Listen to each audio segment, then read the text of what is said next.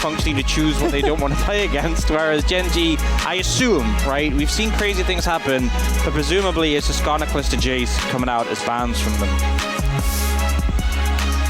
Okay. I mean, this is going to tell us right here, this first ban. I think Skarner is the one I say you must ban. Skarner. I think Kalista, there's a little bit of flexibility if you have a pick prepared. The thing is, I think the problem is these are obviously some of our strongest picks in the meta, but there are like, let's say they're S tier. There's like A tier picks that aren't amazing into them, but can, you know, subdue them. They're gone. They're long gone. Everything that was like meta and could handle them is out the way, so leaving them open just makes them even more powerful. I think we're probably just going to see them all taken away from the side of Genji. Yeah, the only reason you would leave them up is if you get one yourself, but, you know, that first pick almost always would be Skarner, and I feel like you're losing if you're taking the Kalista side of that trade, but taking a long time to at least think about the future, because, you know, you might as well. You're still given time for these first couple of bans, even if you know exactly what you're going to ban. You might be saying, okay, well, if they pinch this, what should we play, etc., etc., even though you had a lot of time before this Game 5 as well.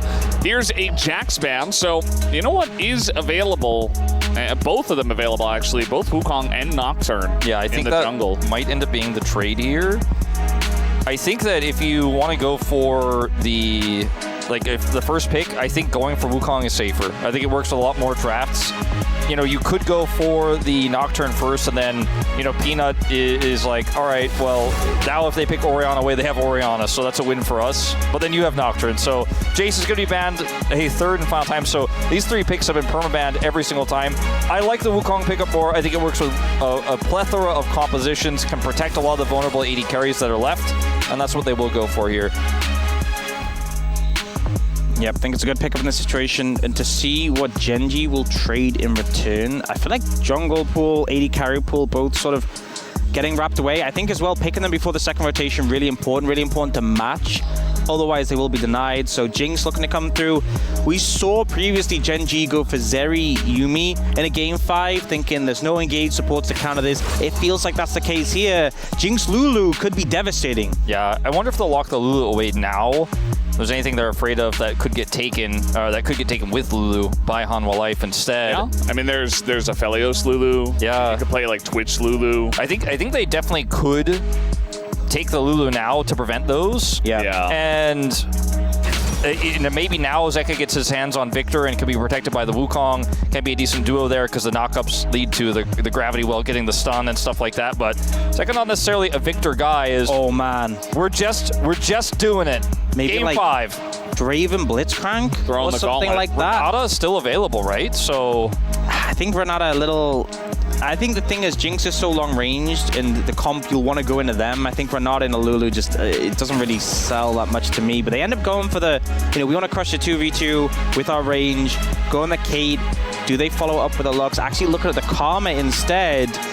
Again, more guaranteed push. Yeah, I feel like it's, you know, Delight's known for his engaged supports. It's not that he can't play the other picks. It's just HLE have looked best when he's on them. So he'll be able to speed up Peanut, but really it's going to be on Peanut to set up those engages and start those fights. And you're dealing with a Lulu with so much potential to shut it down. If they don't lock a jungler here, that pool gets pinched so easily.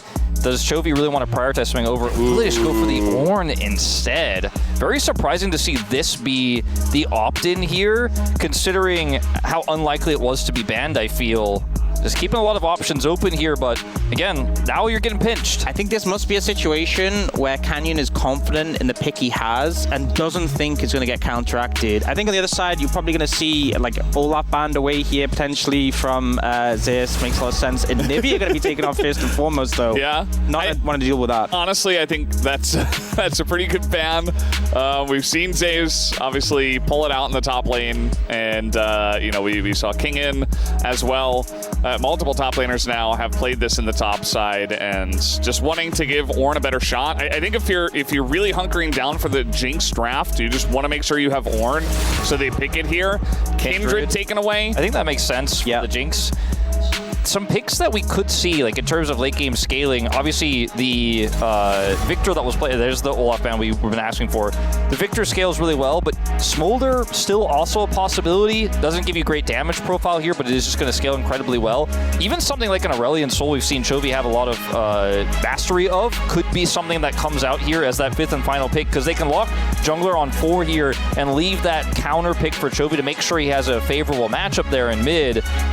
Tough call here on the jungle ban. Yeah. You just don't know what Canyon's going to do next. I think the thing is, you're likely going to take that jungler on 4 here for Canyon, and then Chovy, you can really situationally adjust, because right now they have a lot of scaling already. And if HLE matches the scaling and you're confident that you can hold them off early game, sure, you can invest in more. But if they go for a composition with more early pressure, you might need something to match that earlier on. I was thinking about a Trundle pick earlier. Just we can be quite strong into Wukong, fight those resistances away. And also works really well with Ornn. We set up the pillar. It also means if you wanted to go like tank for tank in the top lane, it's just not going to feel good playing into a Trundle in this situation. It makes the front to back for Gen G absurd. Yeah, it's crazy. And we still don't know what that 5th pick for Chovy is going to be. Could index into more mid-game pressure, like you said. Ooh. This is a fantastic pick into what Gen G have shown, though. And he's going to lock it away. Our first of the tournament, I think it was banned once. And it's just so good into Ornn, has historically been. More magic damage, though, on top of Gwen, even Karma. Would be interesting. He could go for something like a Tristana and try to add some side lane pressure in here and break those tanks. But Victor Leandri's is going to be high value if they do go for this. It's a lot of magic damage, though, as you say. I think also works as a denial on top of that away from Chovy. There's that Aurelion Soul I mentioned. Yeah. I feel like Chovy's so confident on this pick. He's won lane with it. He's dominated super early, even in the early laning phases. Smolder's still also an option here. I think the Aurelion Soul's the best one, man. Yeah. There it is. Everybody is so low range outside of the Caitlyn. Yes, Victor has some decent poke and some decent range here, but he's also going to be very vulnerable, isn't very mobile, can be run down. In here for HANWHA life. I think the early game is going to be so important. It's a Gwen against an Ornn. You can sacrifice the Ornn pretty heavily if it shuts down the Gwen, and if Zeus isn't enabled, I think Gen G will just take this one. Well, a very interesting way to cap off the finals here at the LCK Cup. Let's hop onto the Rift and finish it off right now.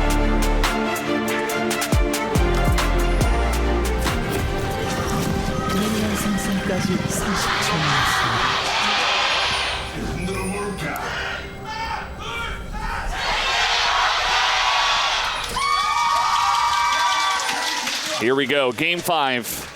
It all comes down to this. Who will be representing LCK at the first stand here at Lol Park? Who will be taking down the first ever LCK Cup? And who won't be? You know, we'll lose 5 of these players at an international, you know? Like, I'd be happy with either team with the performances we're seeing from these guys in playoffs.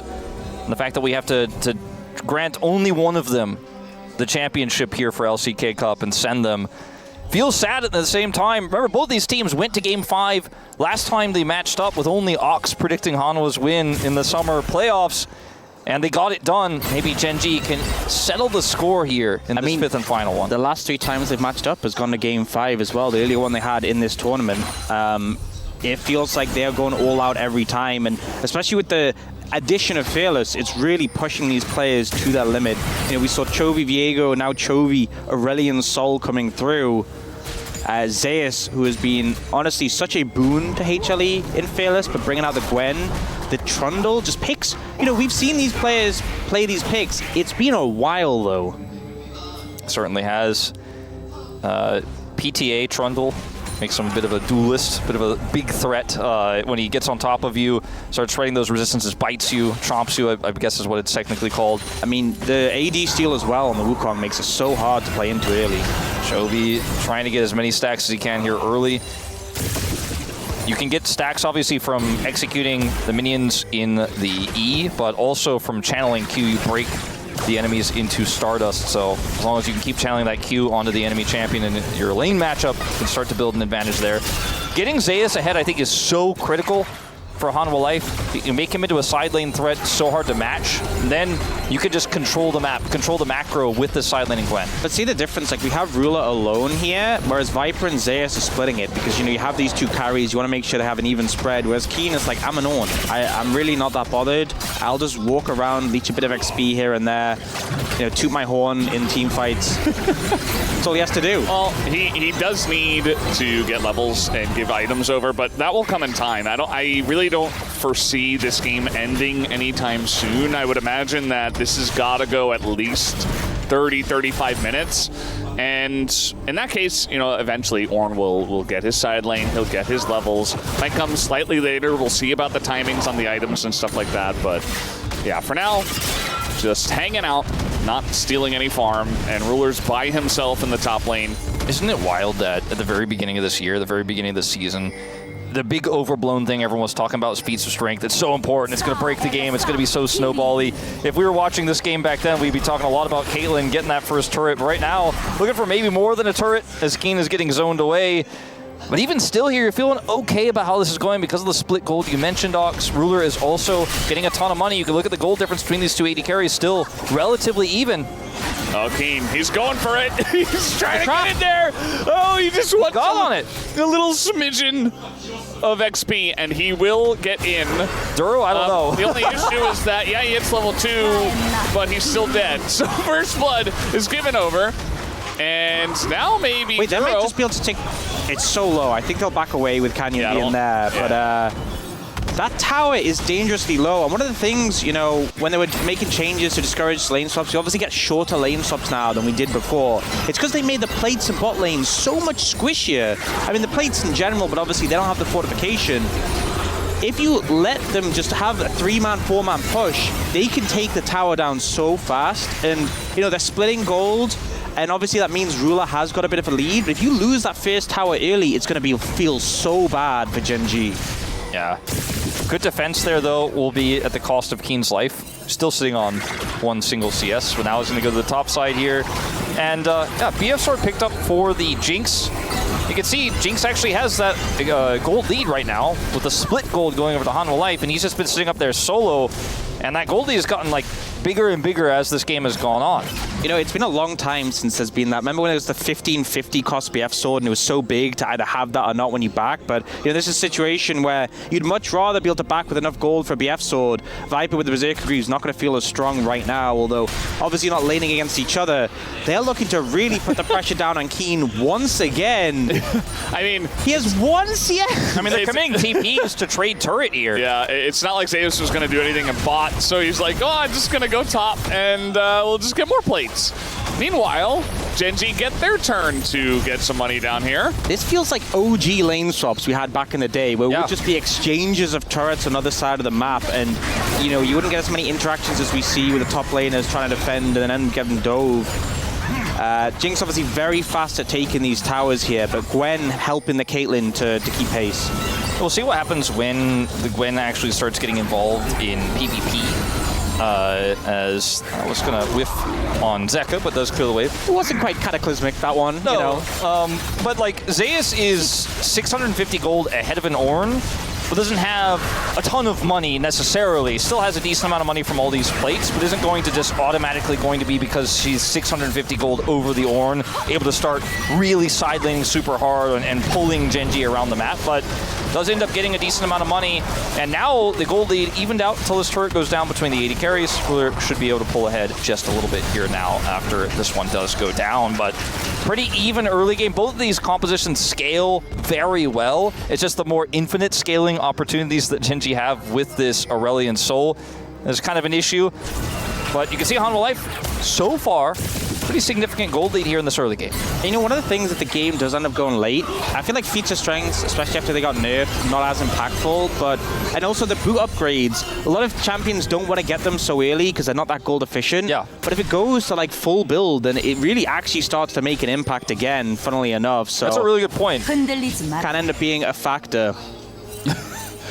Now we're just slow pushing waves and or freezing them. You could see down on the bottom side they had a slight freeze down there, but eventually Viper just pushes it out. Look at the total gold for Zeus. Even though he's 600 up, he's still towards the bottom of this graph right now. Yeah, top laners in 2025. I just want to mention that because it looks kind of misleading when you look at the 600 there. It looks like, oh man, actually Zeus is kind of fed. It's a Gwen not with really. 14 CS, and you know. One thing to say though is that it's another awkward back for Viper, who doesn't get to pick up the. Actually, I think if he goes Shiv, then he wouldn't want to BF Sword necessarily, but you know, BF Sword from Rule are really strong there going into him. This is literally just ults in mid being used to push waves and just push the enemy out from farming. It's like, who can farm better and more efficiently without having to back as often? It's not even like they're going for kills at all, really. So just farming it out. We do see HANWHA Esports, they have Peanut level 6. He's had ample time to hit level 6, just farm out his own jungle. He's done that, and Cannon essentially has done that as well. Just a little bit slower on the Trundle. This would be a second turret for HANWHA Life if they were able to knock it down. Not quite able to get that final plate and take it out, but getting dangerously close. They obviously got first brick, so the feats of strength you were talking about, Ox, they're definitely significantly ahead in that one because they also have the first kill of the game as well. You know, I actually think that the more I think about it, the more I think Ruler's going to be able to actually handle Viper in the trades with that extra AD he has, and they're both going Yuntal Wild Arrow's first item. So Keen is starting to get, you know, it's not a fed Gwen, but still has the advantage in the matchup, and Keen is now starting to get zoned out of experience here now that they face off against each other again. Yeah, he's having a rough time. He needs Cannon here, otherwise he'll never, like, this freeze is never breaking. But the thing is, you know, Cannon hasn't spent a lot of time doing very efficient or effective things in this game outside of just farming and getting the one Drake. So, you know, he gets the Cannon XP. That's all that Keen's going to get. And Cannon's like, cool story, bro, you're Oner. I'm just farming my jungle. So it's not really, you know, maybe when this next wave comes in, maybe Cannon goes up there. But it's not a priority, let's say, for the side of Genji. Yes, the ganking karma. It's such a heavy investment on Ruler for them to have made the game go the way it has, and it's really making Keen suffer, especially now Zeus' ult, that kill pressure really is there. And we're now in a scenario where it's like, it's all in, but if Ruler missteps, like it's a 2-carry composition, Aurelion Sol no doubt can do a lot, but if Ruler missteps with all that agency put on him, all that emphasis put on him, things can really end up backfiring. And Keen, I feel like so much of this game has just been him wandering about. You know, he's the same level as the supports right now. Which he's I know a victim of lane swaps and a victim of a bad matchup when it's not swapped. He doesn't want to be in either lane. He actually has less XP than both the supports. You know, it's not too strange to have the top laners behind, but this is... Yeah, I mean, this is what Jinx Trundle offers you. He is essentially just going to be a pillar bot and an ult bot. There aren't any real tanks outside of the, I guess, the Wukong. You can take away some of his resistances, but essentially Cannon's job is to create space with this pillar for the carries. That's what he's doing in this game. And we see the TP come bot. Zeus wants to continue the pressure onto Keen. It does mean they're sacrificing these grubs. Peanut might consider trying to steal one, but I think it's too risky. He thought about it, but at the end of the day, just gonna give this so up. low. He can't. Not only can he not walk up to it, but you see Zeus waiting as much time as possible to deny that Cannon's gonna die. Can't get anything. Oh, this is so sad. He's a conductor without a train.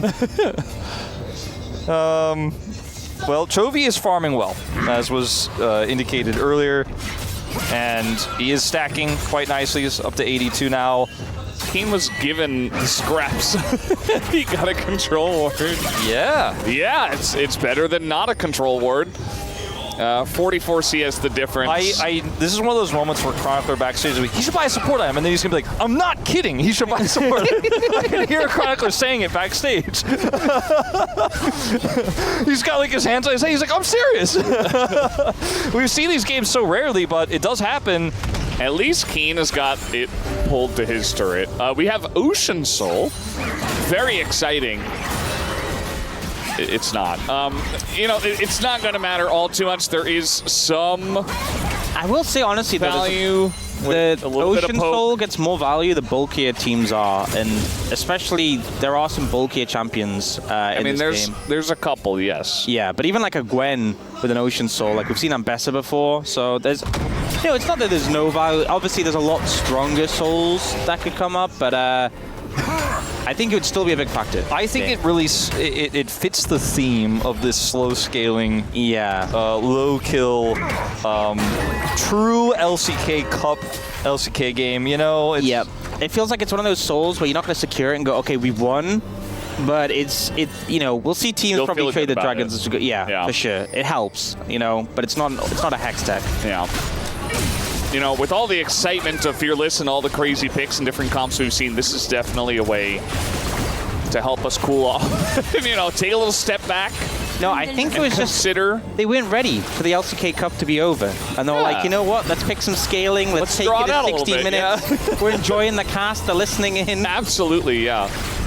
So Chovy went Blackfire Torch as his first item, so a little bit of power in these next few exchanges potentially. Sometimes you go Leandri's first into Rylai's. I imagine he still has to build the Rylai's second here just because you need that slow. It's going to be so important in these team fights. He is matched, of course, by Zeka, who went for his own Blackfire Torch. So it's just showcasing what this game is going to be like, is two mid laners trying to burn through some health bars and do some scaling late game damage. We're just chilling for now, not trying to hurt anybody just yet. But if they did decide to, you know, could fight a little bit. Oh man, Keen's so low. And Zeus still has ult. I was like, wait, I looked at his health and I immediately looked towards Zeus' ult. Like, did he ult him when we weren't looking? No, he's having a time. Well, I was looking at Ghost. I was like, can he ult him and kill him? Yeah. So maybe he can. Potentially. Now Riftmaker's done. Yeah, at least Keen has been able to keep it very close to the turret for last 3 or 4 waves, so that's really going to offer him a lot of safety. Even though he is low, there isn't that kill pressure that you guys are talking about, so just gets to sit back. And, you know, for Gen G, this is what they want to do. Obviously, they didn't want their Oner to get this far behind, but I think they could have foreseen this happening and say, okay, we'll take that. It's fine. You know, they picked Oner first as well, but after they saw the Gwen, they're like, okay, we're going to have to sacrifice you a little bit here, Keen. We're not playing for you to have farm. We're just playing for our carries to get fed and play in the late game. Yeah, the thing is, it's like they have an edge for Ruler. Keen has less than both supports. Yeah. We're playing a farming game. Keen isn't winning. The thing is, they have an edge for Ruler in terms of golden XP, but it's not that crazy. You can definitely make the argument, but by him having an edge and having like the BF first, that stopped Viper and Delight being able to put as much pressure on them. But it's come at such a huge cost. I really cannot think it's worth it for how big this top lane lead was. And again, like I talked about coming out of the draft that, you know, Zeus being ahead was so big for this comp being online, and it'd be worth sacrificing Keen to shut him down. I'm not sure I agree with it being worth to sacrifice Keen for Ruler when it means Zeus is just so much further ahead, and now he's just running amok in this side lane. You're never going to be able to answer this matchup because Gwen will continue to scale and eventually still just shred through Keen. And, you know, Zeus also fights pretty well into the Trundle, and with the deficit that Keen has, Canyon can't really gank or bail him out. Like, earlier we were like, yeah, it's a, 600 gold lead doesn't mean that much. Now this 2,000 gold lead starts to mean a lot. Riftmaker's online, and he can really push these advantages, and may even start to be able to put some pressure on that inner turret if he's just left alone. Yeah, the CS per minute here. Keen is also not winning this contest, but Zeus very far behind as well with the lane swap. Oh, could get a fight coming in here. We do have the charged ult from Chovy and Gen G moving in. Yeah. It's not going to be incredibly strong at this point, but at least he's level 11, and he's well farmed, right? So they have to respect it, and I think HANWHA Esports might just do that. If they're not going to respect it, they got to TP the Gwen. There it is. That is a very nice angle. As the smite isn't there for Gen G, and they immediately just have to evacuate. They TP the Oner in. I think that was a mistake. I think it was pretty clear that they were out. Yeah. And I think they could have just... He could have got a couple of CS. He could have doubled his farm. We'll try to make something out of it here. That's rough, man. The ult looks cool.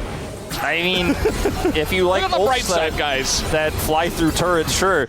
I look at this situation and I'm like, I see why Gen G want to fight, because their comp actually can, if they get a single pick in an overextension for HANWHA Life, get those resets and pop off. They have the empowered Aurelion Soul ult, but they weren't in position. They committed to backing away, and so yeah, like you said, Ox, like Keen should have just stayed and got some more farm. Yeah. Or they should have committed more heavily. It was really scary because Zeus was also on the flank with his teleport. His teleport was more relevant, and if Gen G had last minute decided to hard force there, it could have been even worse. The thing is as well with the Oner ult, if you're using it at a long range against a Karma, a Wukong, it's so hard to actually hit. The movement speed for the Karma makes such a big difference, especially with Shirelias as well. You use your Mantra shield plus Shirelias, no one is getting hit by that Oner ult. Yeah, it's just never going to happen. You see that we once again return to the farming simulator down on the bottom side, and I just feel so bad for Keen. He had a brief window, he sees Gwen leave, he's like, finally, and then his team are like, yo, we need you too. He's like, he sees the minion dying as he's channeling. Yeah. Well, that's the thing about Ornn in these fights, is he's not going to offer any damage, really, obviously, but he can offer a lot of utility for that empowered Chovy ult if he's there on time, if they're actually committing, if the setup is there, if Cannon can get a pillar in, maybe they can make something happen, but I feel like they're playing so nervously right now. It's very much a knife's edge. If you TP too early, there is a chance that they just take the Rift Herald and run, and then Gwen is left alone on the bottom side with TP advantage. Duro, he should be okay, but yeah. But yeah, you could potentially leave the Gwen alone in the side lane with the TP advantage against an Ornn that doesn't have TP and is really struggling already. As now maybe trying to make something happen. Chovy coming on down. He's the one guy who can actually gank Zeus, but Gwen's got mobility herself with the Ghost. Yeah, especially back when Gwen was meta, one of the things that took her away was they made her E cooldown really long early, and then when you max it at level 13, it's a lot lower. And he's level 11 now, he's getting close to that point. He's gonna be like old Gwen, where you're just easily dashing out of these situations. Maybe a little catch here. Delight getting pretty low. A chance for a ult. Rocket hits him. Chovy could have committed his ult there, I think, to actually get the kill, but thinks it's more valuable for a team fight later on. I think maybe just wasn't sure, like, it's like, yes, it makes sense if Rilla hits the ult as well, but yeah, I mean, Delight would have just died. I guess he maybe would have flashed if the ult came down, but would have been a good summon to burn. I think that's one of the things with the Aurelion Soul is that when you have the empowered ult, it's so much more of a decision to burn it. Like we saw Zeka and Viper both burn their ults on on Duro. It's kind of whatever. But when you have the empowered ult, it's like so much more of a serious decision as to, do we really want to commit this for this play? It just shuts down like both Gwen and Wukong so incredibly well.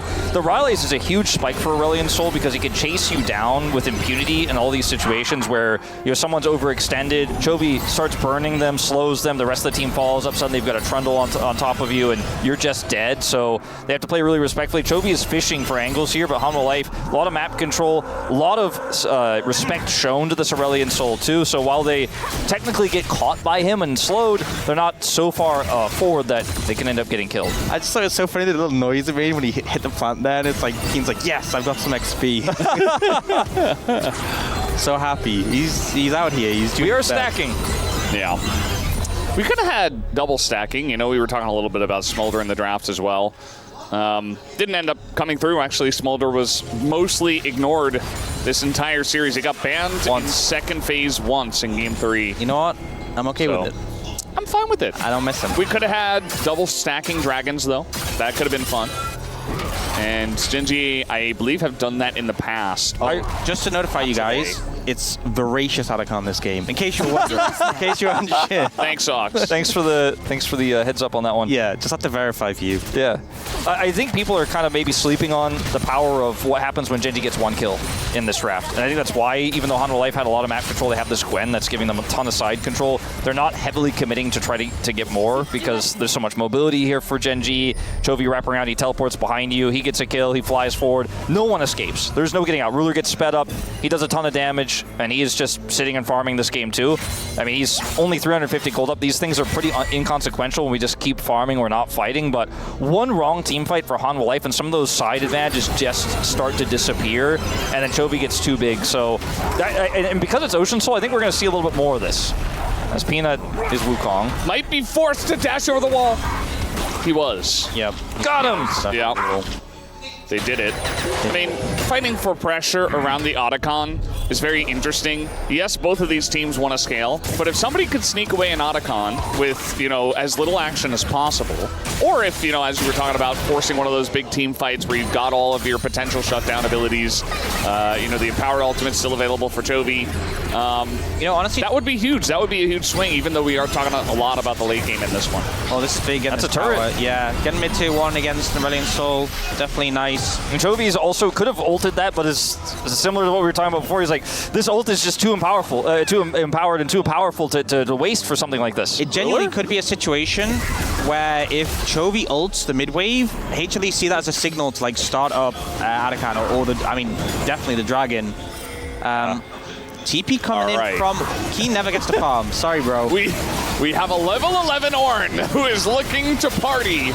We got another TP, but it's very late as Chovy only gets here now. The Drake's already gone. Man, some slow macro moves here from Genji. They could try to turn this into Otacon, though. They have a ton of burn with this. A ton of damage. Yeah, with this Aurelion Soul, you just hold Q. They can kind of zone them out as well. Ornn, Aurelion Soul, a lot of space control, and HANWHA Esports is just going to say, okay, take it. They don't care. He's pushing hard, and I mean, that turret is basically just going to disappear. I mean, it's gone. They are giving away Otacon for free, so that's going to be Genji taking down Otacon, but mid-inner is the trade here for HANWHA Esports. Thing is, you know, they need Ornn to be there to set up the engage, but he's also the one who has to answer the Gwen. Like, Otacon buff, in and of itself, it only lasts for 2.5 minutes. What can you translate it to? Because just getting the buff alone isn't worth it. You need to get something else. Baron is going to be up while it's still available, but it's risky to end up in the pit against HLE. I think they want to try to force a pick here, but it's so tough. And I kind of agree with you, Ox. I feel like the inner turret might even be more valuable. Viper, really awkward spot here. He's getting burnt to a crisp, and that would be worth with the empowered ult is going to hit him. They get the flash out of the Caitlyn. That's kind of, for me, like, that was when we decided to use it. I think now Viper doesn't have flash for if they force Baron.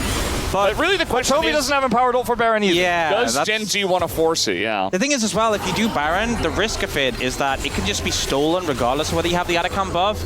And also, you end up in the pit, which is super dangerous. Like, if you lose a fight and you have... If you lose fight and you lose Baron, but you don't truly die because of Otacon, you're not feeling good. Yeah. You're not like, oh, well, it doesn't matter. It definitely does matter, so... And to be... I really agree. Like, Ox didn't explicitly say this, but it kind of implied there may be some potential of HANWHA Life just getting that inner turret being more valuable than the Otacon itself. With these compositions, how they scale, and how difficult it is for Genji to set up like a dive, they can get picks in team fights and 5v5s. It's just not that valuable for this composition. It's not like they're running a Vi Ahri comp where they could just hard push now, and they don't have a super strong side lane champion. They're the team that has the Ornn, so HANWHA Life making the right call, I think, to let that go, push instead for mid, as this Otacon buff has gotten very little here. Now, if you lose this Baron fight to HANWHA Life with those buffs gone, by the way, and Gwen has Baron buff, that's basically game. That is game, yeah. So you have to be so cautious. Now that Chovy doesn't have his empowered ult, things are looking a little bit less safe than they were before. I'm not saying it's unwinnable, but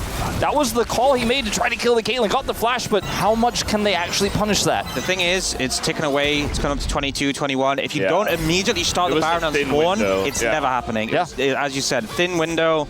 That window is gone. And ultimately, the only lasting effect of the Otacon buff is you get a tiny bit more gold on each kill, which is just a non-factor. But I mean, now HANWHA Life have prio over Baron. And, you know, this starts to get a little bit scary because once you have a little bit of vision, you have prio, and the Gwen starts side laning, Zeus is going to pull Genji to deal with that. It is going to at least be Chovy who deals with it. It doesn't have teleport now, but will shortly, thankfully for him, because Ornn isn't dealing with it anymore. This game is about to explode. Oh, it really is. Feel it, because, you know, we've been sitting here for 25 minutes with one kill. One kill! And eventually they have to press their buttons at each other, right? Somebody has to go in and do something. It just feels like, as we've talked about, they want to scale, but here we go. That's a button pressed, as they're not really going to hit anything. But they pressed their buttons, guys. That's something. And now Genji have to run away from the massive Gwen that is doing a lot of damage, but they just flash out of there. That may just be Baron. I mean, everybody's super low here. Genji have to back away. They got Ornn flash, they got Chovy flash, and now, oh, the knockup with the pillar. You see the coordination with the Trundle and the Ornn. And it's just some low health bars. I don't think HANWHA Esports can start up the Baron, but at least we got to fight. I mean, I think if that pillar doesn't come through, maybe they can. Yeah, I feel like the initial play was to get Zeus' TP. And then HLE were like, well, we burned TP, we want to get something from it. And I think getting the flash from Chovy was big. Like, you have to have your own gear to start the fight. They get a TP, they're like, okay, back away. We got what we wanted. The HLE are like, look, we committed TP, we want something more. I think them getting the flash out of Chovy really makes this okay for them, right? You're not going to have as much pressure on the side from Gwen, but this is fine. But then they just step a bit too far, and Zeka goes way too far forwards. Yeah. I mean, the whole game plan, I think, for this play, you see Chovy flying in from the bottom side there, is they know that there's no flash still on this Caitlyn, and they also orned the Caitlyn as well, so they're trying to pick him, but there's just such a robust front line there, especially with the teleport coming through from Zeus, that picking him isn't going to be realistic.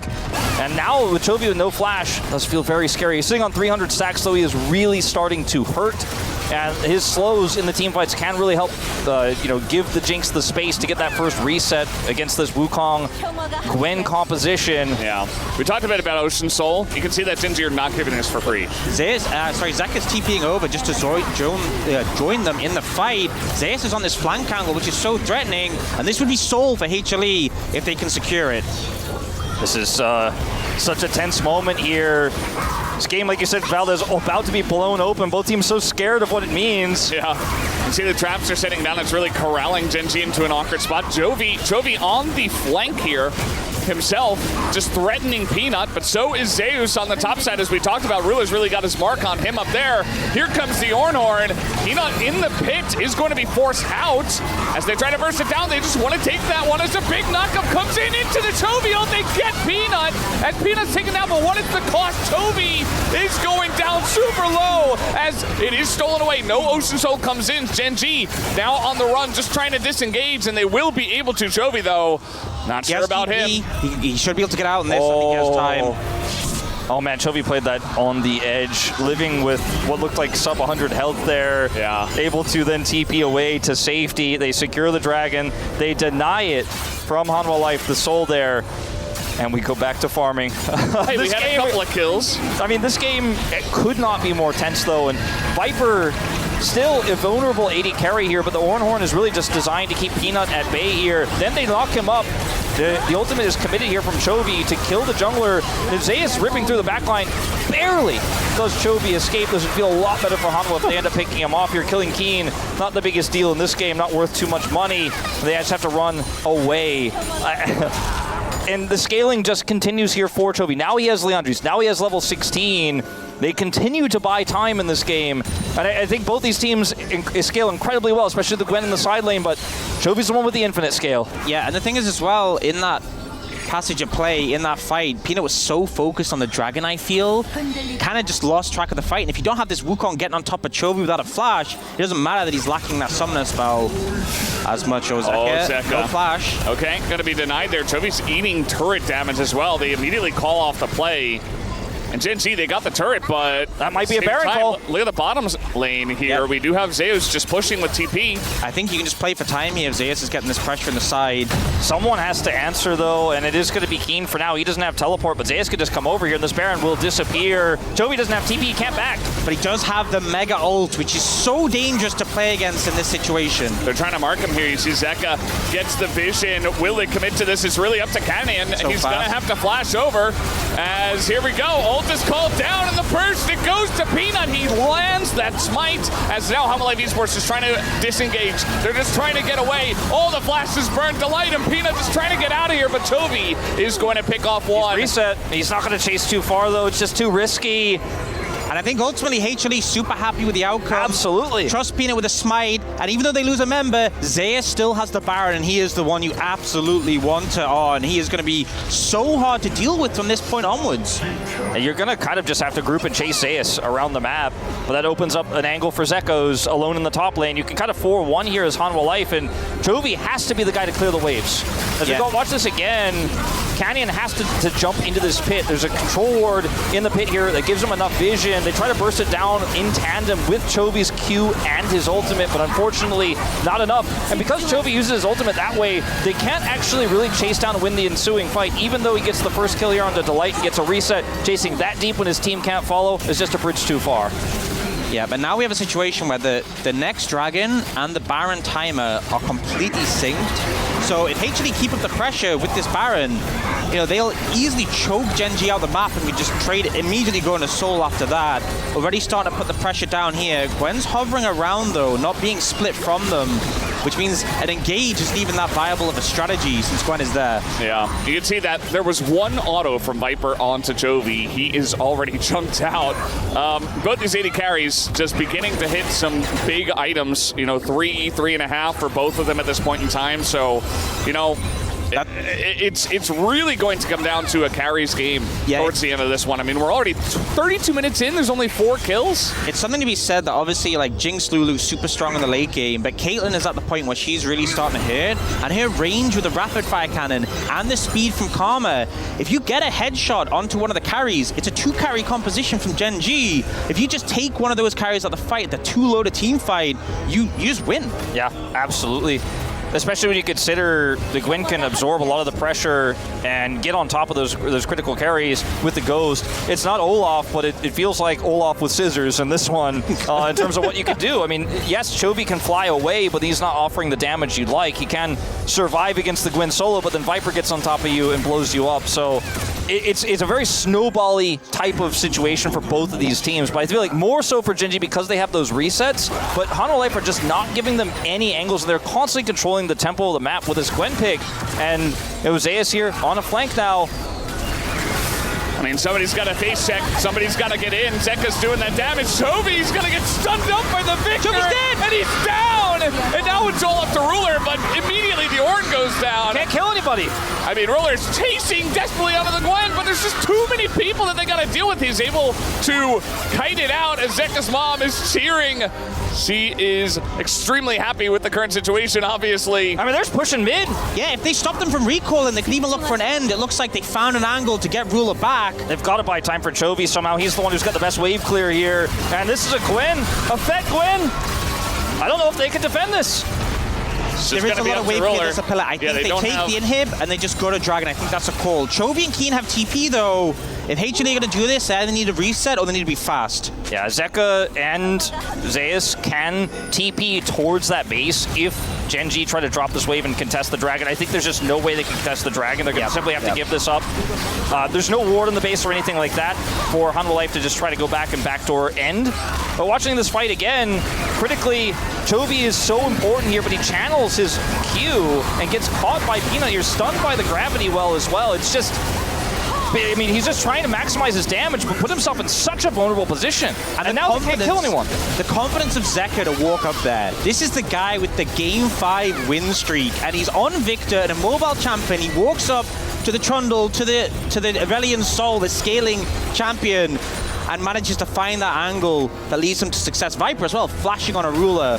Both these carries playing so confident despite the stakes at hand. Yeah, and it's the combo we talked about with Gravity Well and the Wukong ult, the Cyclone work really well in tandem. And Chovy does have his empowered Blackfire Torch now, is working towards a death cap. The scaling is at work, but you're never going to have that prio, not for a really long time here. 345, they'll have it back when Elder spawns, assuming they don't lose the game before then. But during this time, when someone has to deal with these mid waves, they still have a pushing Gwen in the bottom lane that's constantly threatening that inhibitor. You're just never going to get map control back for so long in this game. Still, though, every second that Chovy spends stacking, he's 400 stacks now in this game, 420-ish.